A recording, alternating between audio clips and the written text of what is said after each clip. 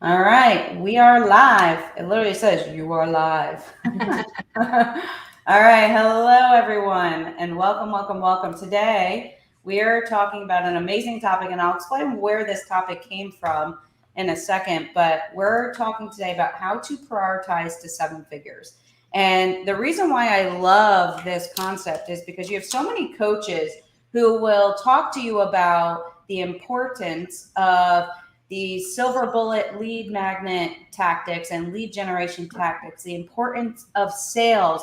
And they'll talk to you about a lot of the most important things that they think you need to do. And very few coaches talk about how to build a solid foundation. And this is where Tanya is an expert in. This is what she's really good at. And she's the one in our program that really focuses in on the foundation of prioritization, while Deb focuses on the mindset side because it's so important. It is so important to understand that building a business is beyond just sitting there and understanding your messaging, your offer, your lead magnet, and so forth. There's so much more to building a business, and a lot of times we don't talk about the most important things. And the number one thing that people that I hear say, "Well, I don't have time. There's not enough hours in the day."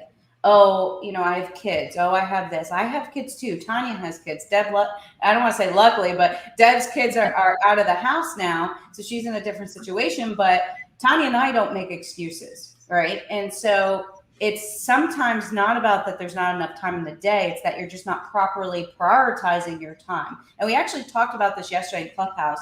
And we had literally almost 100 people write me right after it asking for more. They wanted more from us. They wanted to understand more and understand how they can learn more about how to better prioritize their time. So we decided to put today on to help you guys understand how we personally prioritize our time and how we focus in on understanding in our businesses what are the things that we should be doing. So today we're going to be talking about what are the tasks you should be doing, what are revenue generating tasks, the power of saying no. We're going to talk about knowing yourself. We're going to talk to you about how you can actually go ahead and prioritize your time. We're going to talk about all of these really important things, and then at the end we're actually going to talk to you about the boss audit and the importance of the boss audit and why you need to understand why prioritizing your time is so, so, so important. So,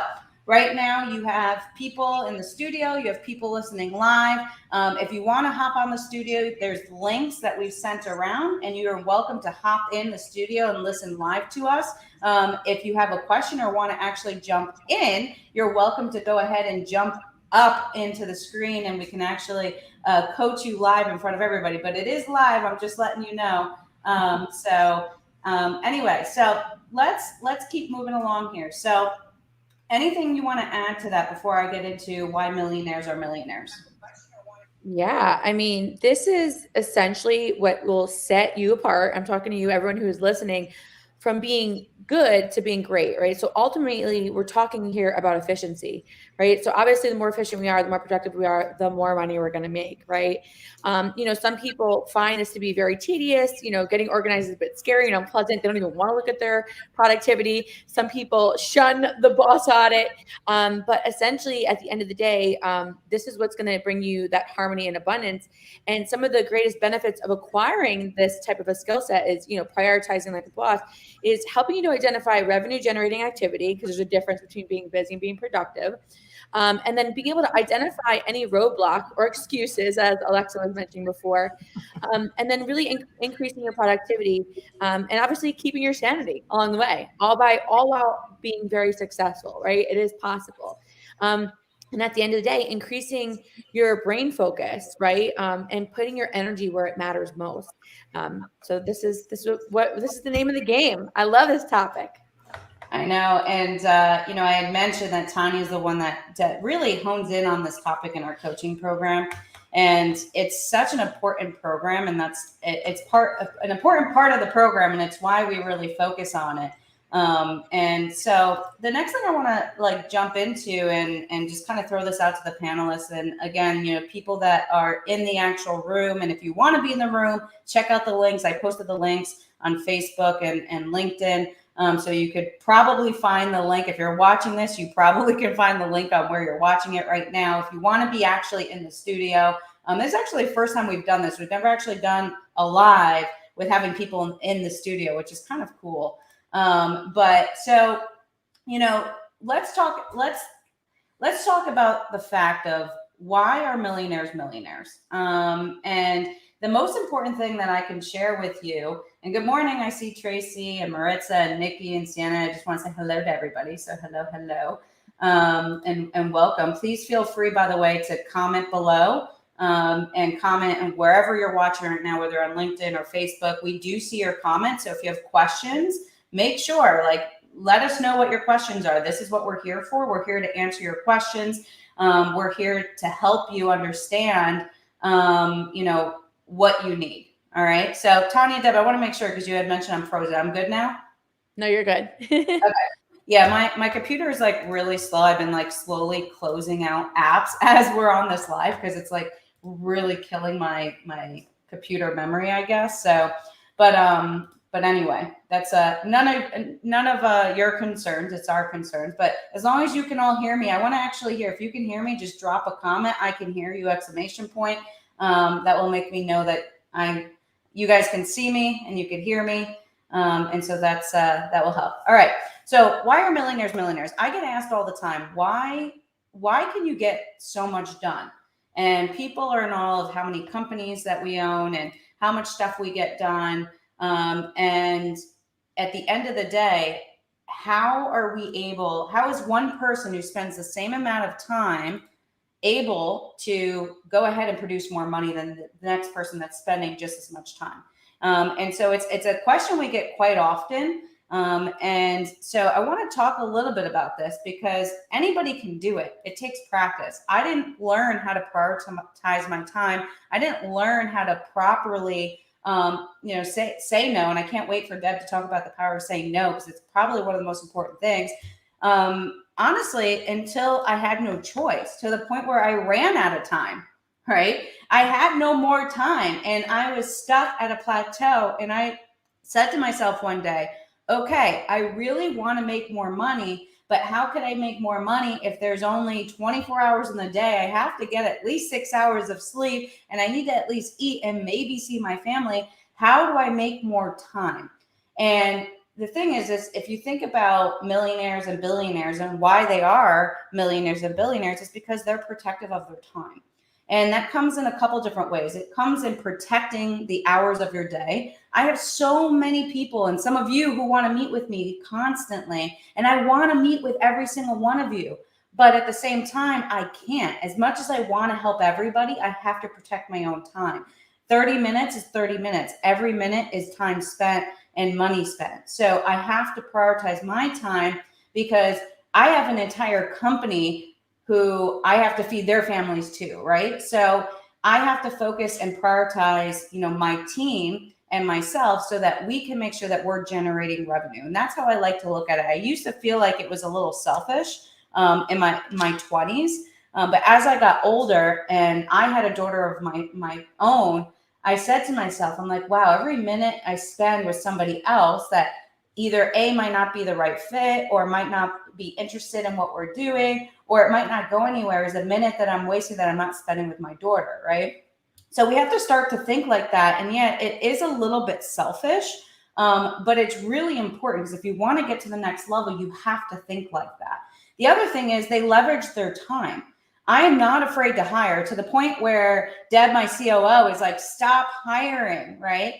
She's like, our P&L is going to suck this month, because I like to hire. I like to overstaff.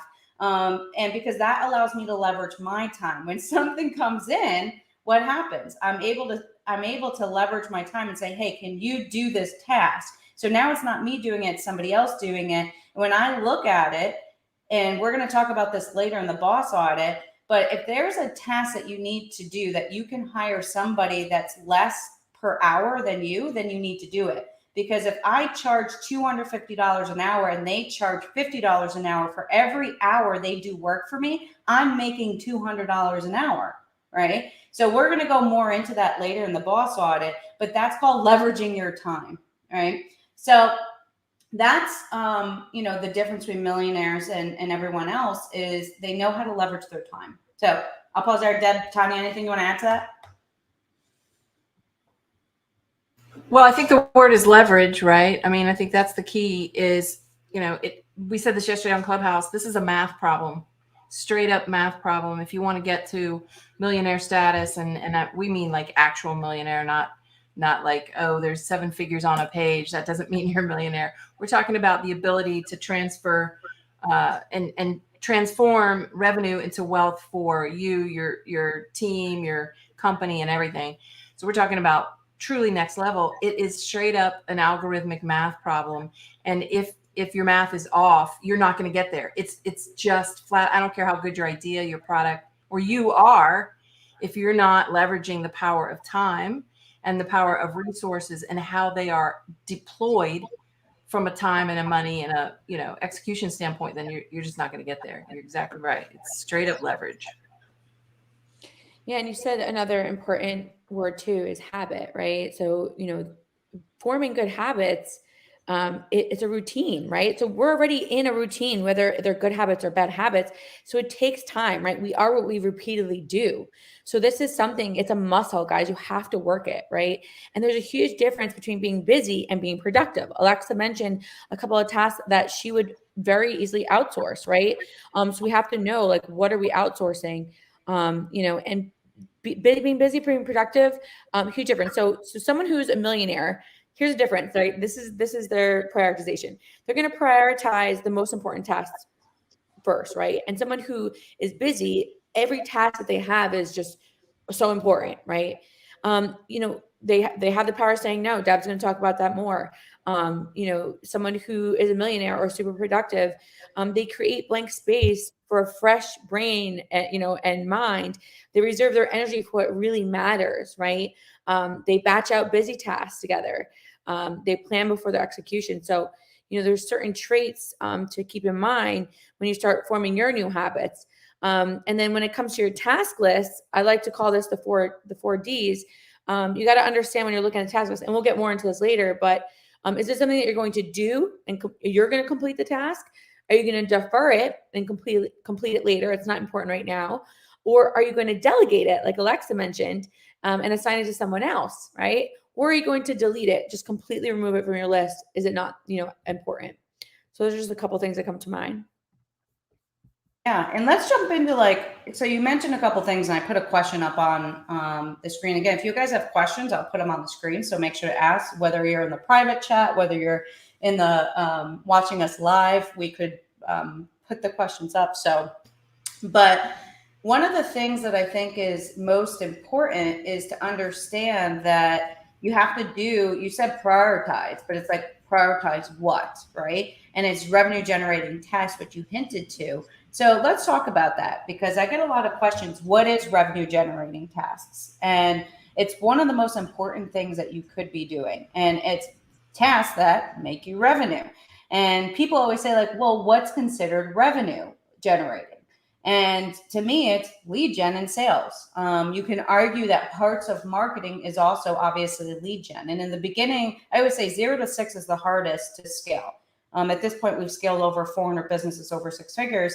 And to us, we now skip 6 figures, go to 7, because we know how to do it. We know how to build the right offer. We know how to build the right marketing plan. For us, it's super easy. But for somebody that's new and doesn't know how to do that, I could tell you firsthand, because I was there 17 years ago. Building a 6-figure business is hard.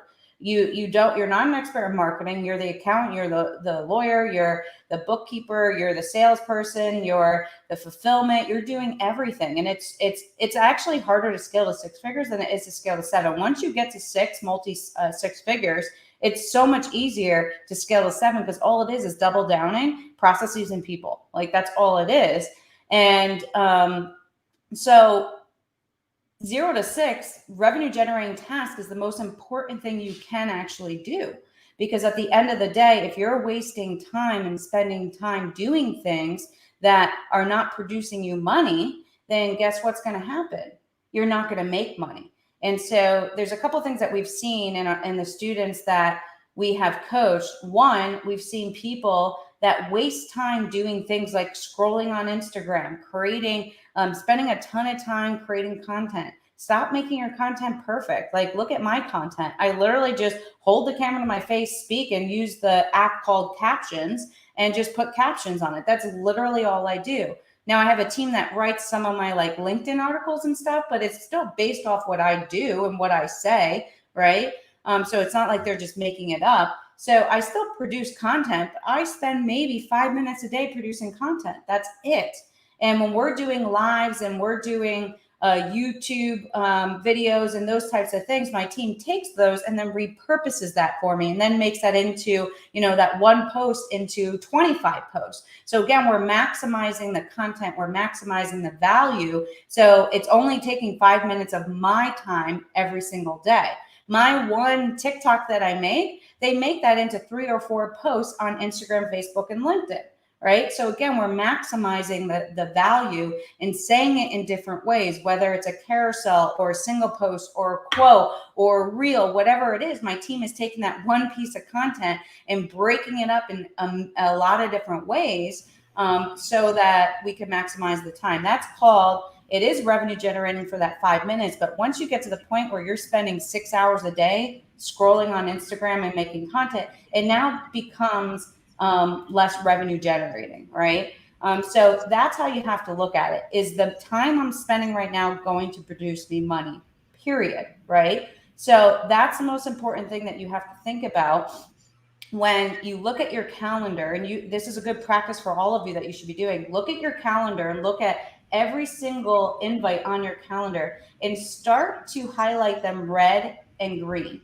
Green means it makes you money. Red means it doesn't. You could put even some in orange if you want, and those are kind of in the middle. Like, it could produce income potentially, but it's not direct income.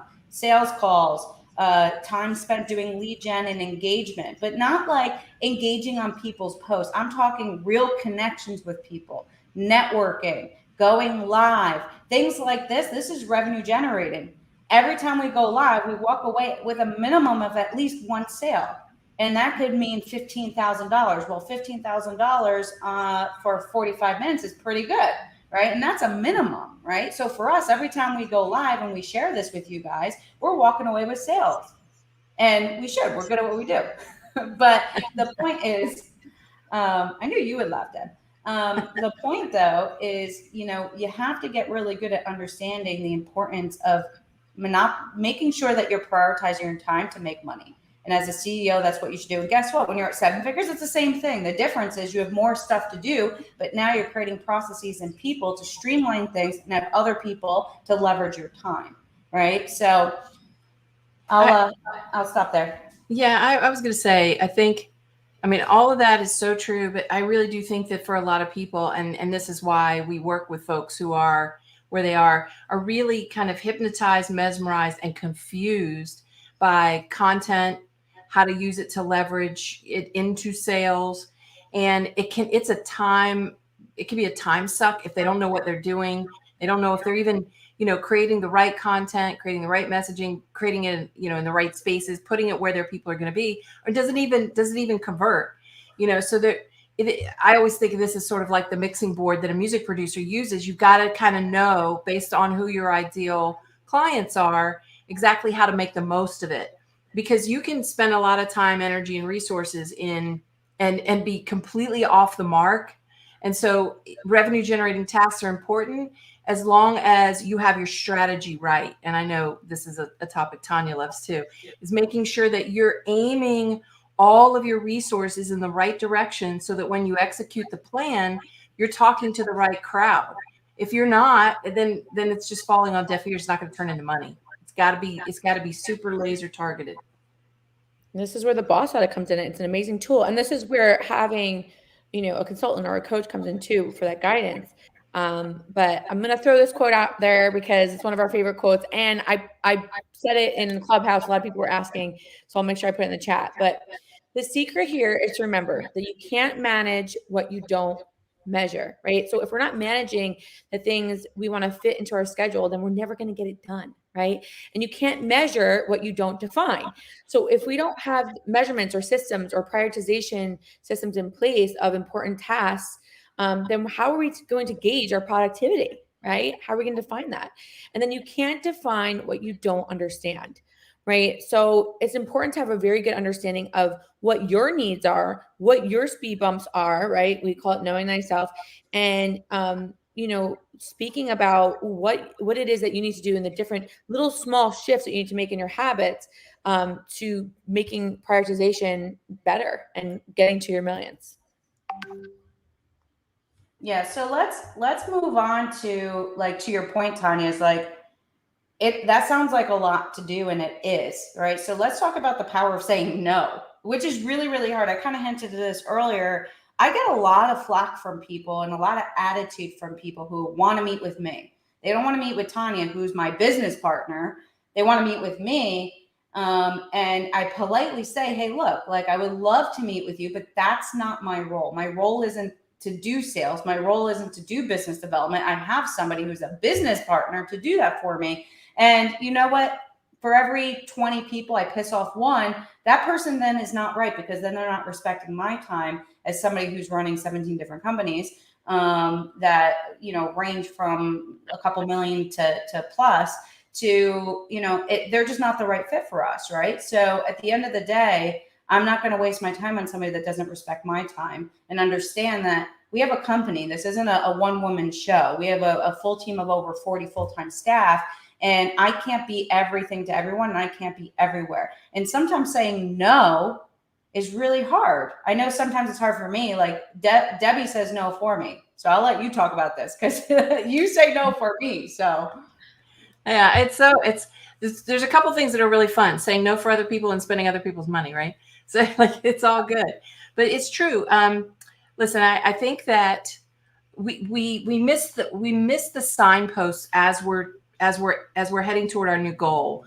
We pass these mileposts, these signposts, where our time becomes less available and more valuable. And we have to know when we hit those marks. And what I mean by that is, like, in the beginning, when you're first starting, it's like, take all comers, have all conversations, work all the networking groups, be at all the things. And you have to do that to build kind of your brand awareness in your community, whether it's online, in person, or both. And so, but then as we start to grow, we have to remember that it's like, all right, I need to put people in place who can have these conversations now that I've generated through this organic growth, or this early growth, so that I'm not still the one and the only face of the company, because then I'm going to get eaten up. And one thing I love to tell, my our people pleasing clients is, no is a complete sentence. It's just no. I don't have to, there's no reason to explain it, but no is a complete sentence. I love that. I'm putting that as a quote on my Instagram. I'm totally stealing that. It is. It's got a period at the end. And no is no in almost every language. Yeah, which is convenient. It's like, no. Which is convenient. So here's the reason we call it the power of saying no.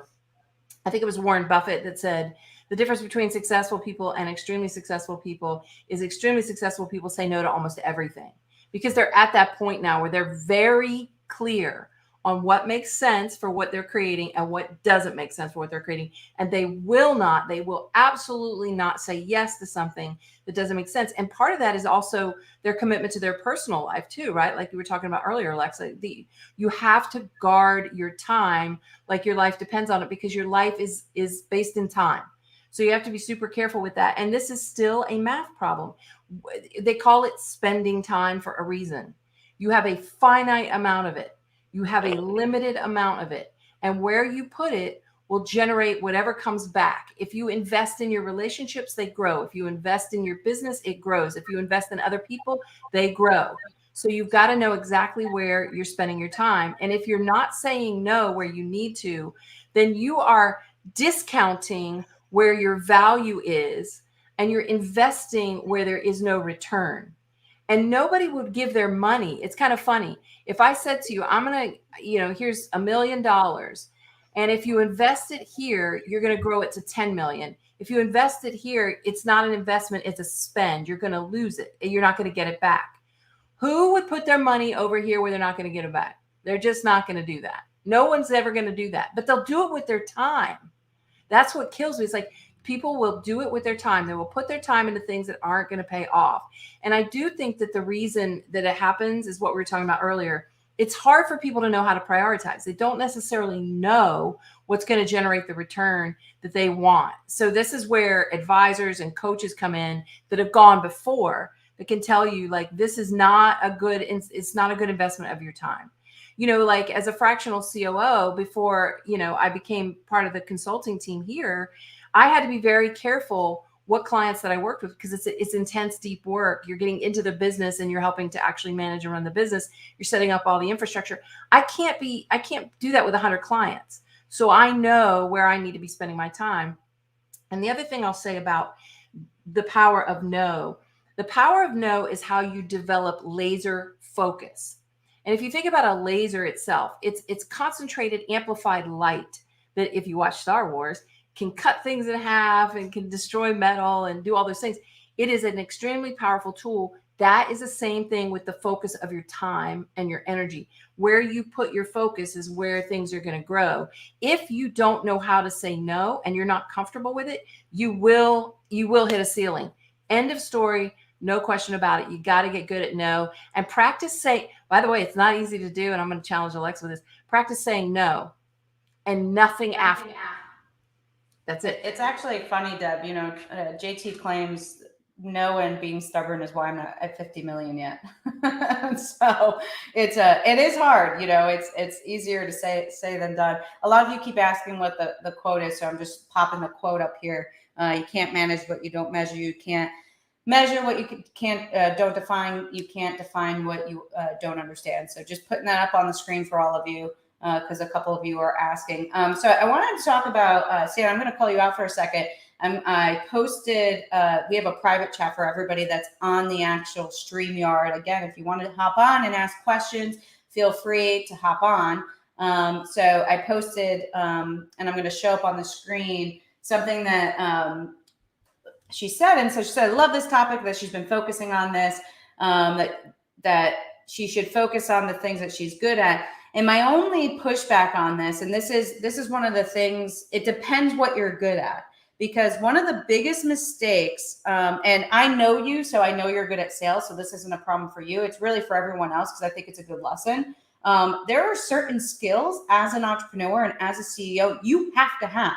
You can't not do it. And the number one, do you know what it is, Debbie and Tanya? Sales. Sales. You cannot give up sales. Your number one job as a CEO is to do what?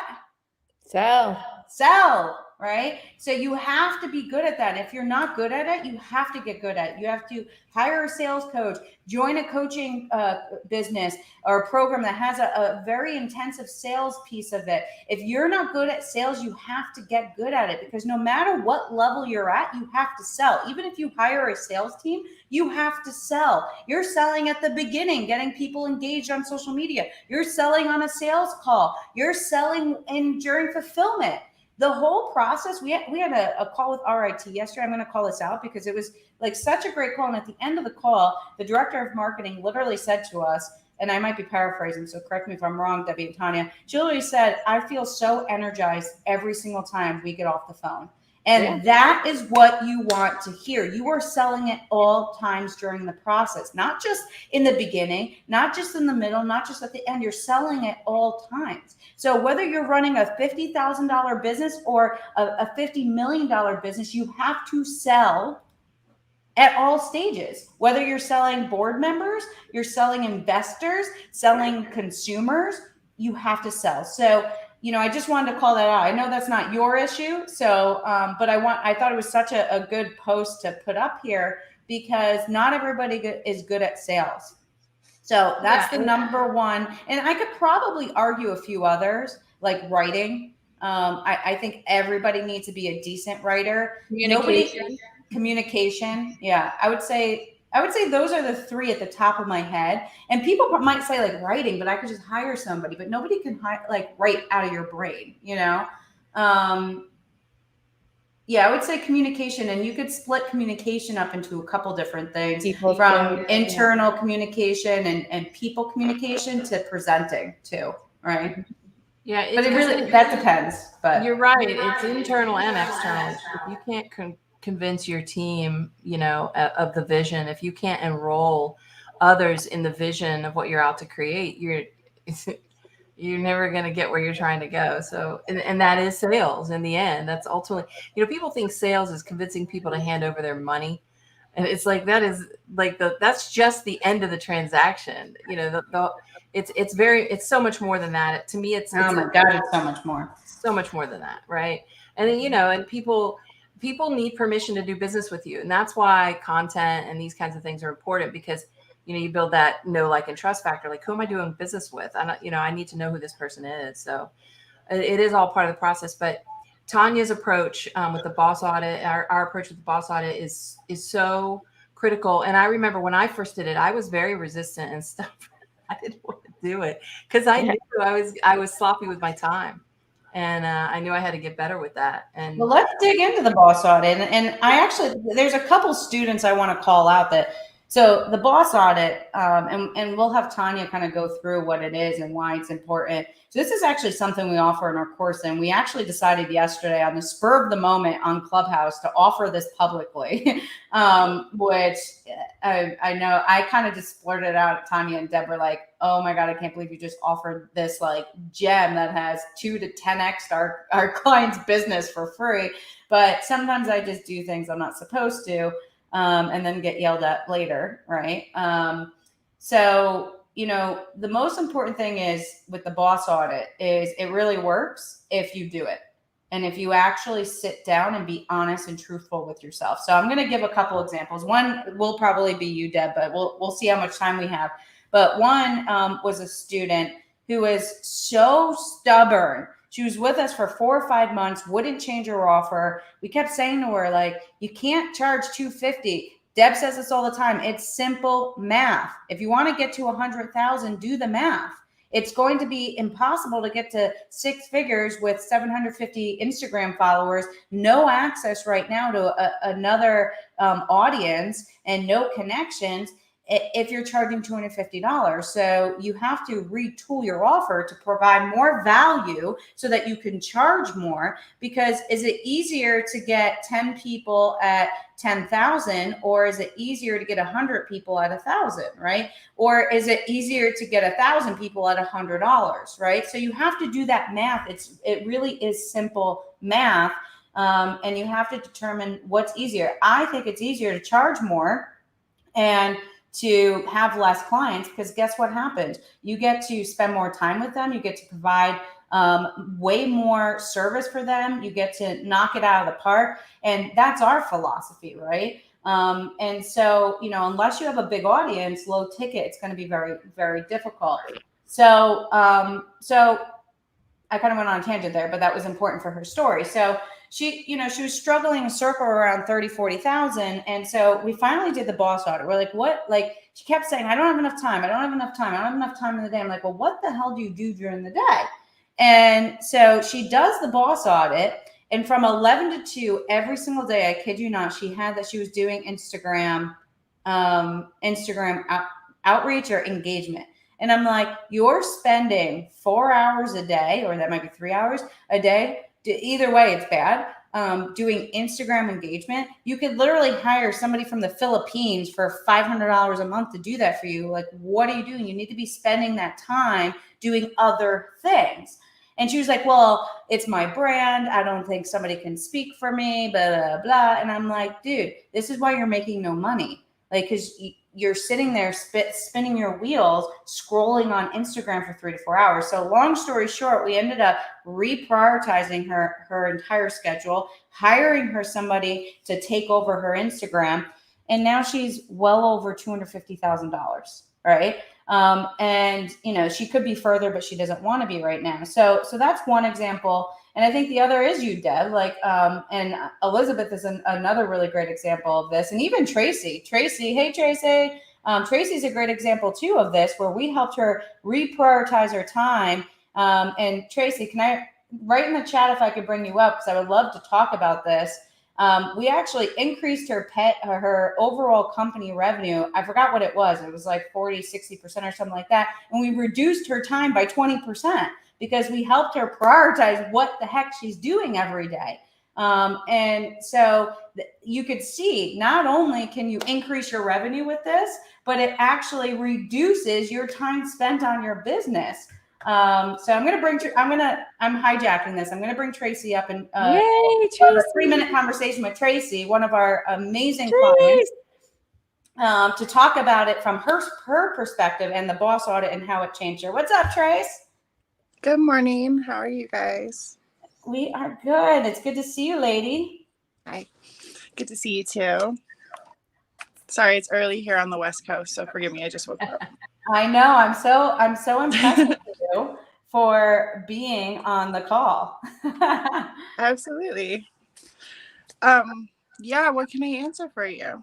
Yeah, so talk to us about the boss audit and how we helped you reprioritize your time, revenue generating tasks, and how it helped you increase your revenue but reduce your time spent in your actual business. Yeah, we were just talking about this the other day. Yeah. I ran my reports this month and yeah, we increased sales 57% compared to last year, which was due to a couple of things, price increase and automation.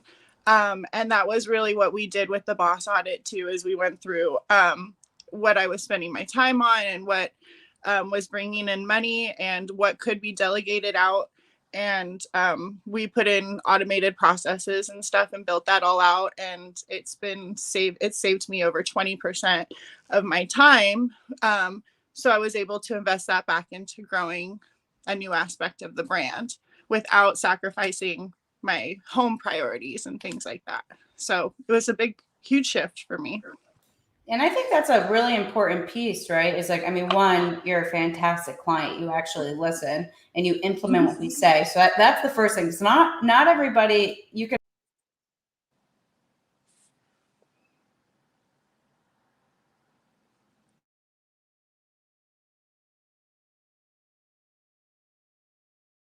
Oops. Oh, there she All is. right. You're All back. right. Can you hear me now? Sorry. Yeah, we got you. I was like, wait, where am I? I totally just like disappeared. I'm still trying to learn. I'm trying to learn this app too. Could you guys hear what I just said at all? No. Oh, Jesus. So I was trying to say, a couple of key points here, right? I mean, one, you're a great student. You actually listen. And you actually implement what we're trying to do. I love meeting with Tracy because I'm like, all right, do this, this, this, and this. And then she's like slacking me because we use Slack. Like 2 hours later, all right, it's done. Take a look. What do you think? Right? Like she actually implements what we tell her to, and she takes it really serious, where not all clients do, because the reality is if you actually do it, it actually works. But you could see the results, right? So we increase revenue and reduce time spent on the business. Now, you could go a few different ways. Now, she could take that 20%, put it back in her business and increase revenue even more, or she could take that 20% and spend it with her kid, right? So it's however you see fit and how you want to run your business at whatever point in time in your life, right? The most important thing is set the expectation though, right? Of where you want to be. And so for me, I'm at the point in my life where I want to scale a business, but I also have a 2-year-old. So I don't want to be spending 80 hours a week working, right? I've already done that. I've already made my money. So, for me, I want to make an impact. I want to help people like Tracy, but I'm at a different point. So I want to prioritize my time, but really so I can spend time with my family. Everybody has different priorities, right? So Tracy, you're amazing. Thanks for popping up here. Super excited to be here. Thank you so much. I love Tracy. Yeah, and I mean, think about what she just said. She cut her time by 20% and launched a new division. Like what? It was just a couple simple tweaks, guys. I mean, we worked together on her boss audit, and there was things that she was doing in her business, like, that weren't automated, like sending, individualized messages to clients. That's great, but we can automate that for you and still make it personal. So there was little tweaks to be made, and it's awesome results. It's good stuff. Yeah. So I just want to put up here. So for everybody that's listening, if you want the boss audit, we're giving it to you for free. We're also going to offer a free strategy session, no strings attached. Where anybody that's done sales calls with us, like we're not pushy. If you don't want to work with us, you don't want to work with us. We're really picky on our side because your success is our success. And if we have people that aren't successful, that doesn't look good for us either. So we interview you just as much as you interview us. But it's a strategy call. We're going to talk to you about your business. We're going to dig into your biggest challenges. We're going to coach you live on this call, and it's free.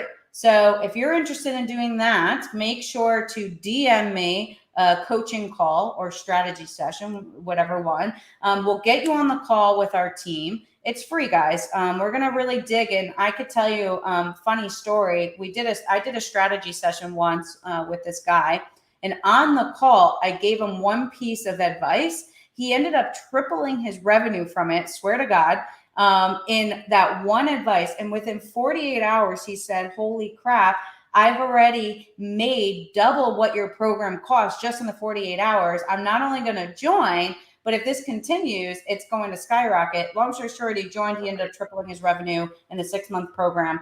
And so that's the value of this free, 30-minute strategy session with us and the team is you really get to get experts, people that have built 7, 8, 9-figure businesses to sit down with you and help you understand how you can get to the next level. Because stop spinning your wheels. We know how to get there. Take the free session, right? So if you want the boss audit, it is free with no strings attached. And the URL is on the video. You can also DM me boss audit if you want it as well. And we're happy to go through your boss audit with you. Schedule a strategy session with us.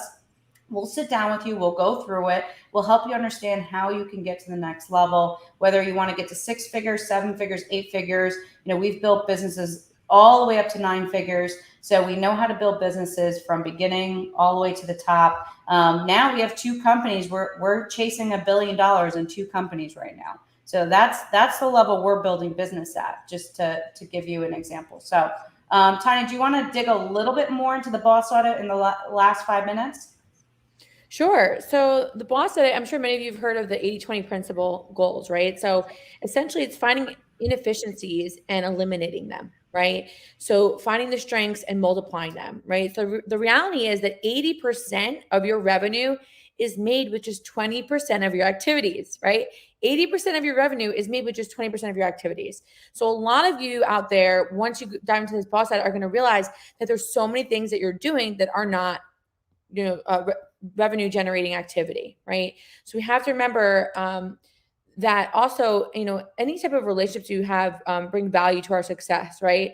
So it's funny because this audit, we also do an audit on relationships too. That's a whole other topic.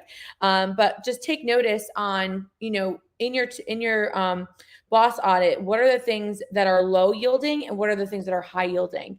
So as you go through the boss audit, you're going to put everything that you're doing in a day. And then we're going to say, okay, we're going to separate it into the low yielding and the high yielding. And then we're going to start to create what I call a dump list, but it's add it to the not to do list, right? Or to the outsource list. And then you're going to slowly start to see your time free up and you're going to really understand where your strengths lie and what you should and shouldn't be doing in your business. And then you're going to be at that, scalability part in your business where you're like, okay, am I ready to hire someone else? And this is how we're going to scale, right? But this is how you're going to scale correctly without spinning your wheels, without hiring the wrong people, without giving the wrong tasks to other people, and really just taking a good evaluation of everything that you have going on. So, once you do your audit, you're also going to be able to calculate your hourly rate, right? So you're going to have a better understanding of what you are worth on an hourly basis. So if any of you are sitting out there and you're like, gee, I don't even know what I'm worth on an hourly basis. This is important, guys. You have to know your value. You have to know your worth and what you're worth on an hourly basis. And so once you do that, you're going to have a very good understanding and you're going to have, a new list. You're going to have a new audit of what you should and shouldn't be doing in your business.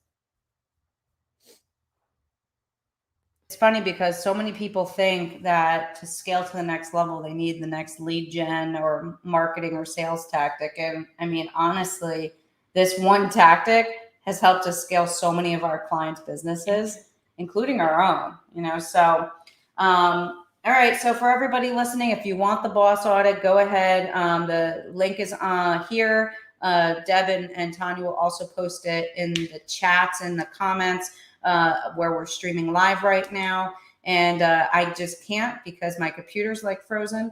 So thank you, Deb and Tanya, for helping me with that. And at the end of the day, you know, we're here to help you. Like I said, we're going to offer free strategy sessions. If you want one, just private DM us.